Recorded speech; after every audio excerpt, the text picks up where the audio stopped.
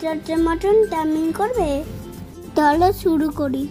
Chowmein সেদ্ধ করে নেবে, পেঁয়াজ ক্যাপসিকাম গাজর কেটে নেবে, মাংসটা বেঁধে নেবে, চিকেন মশলা দিয়ে দেবে, বেশ নামিয়ে নেবে, ডিম বেঁধে নেবে, আবার নামিয়ে নেবে।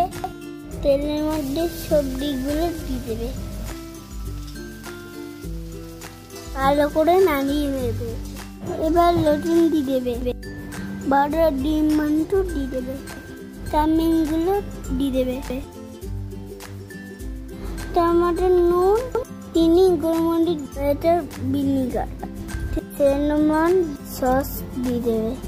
এটা দিতে ভুলবে না কিন্তু।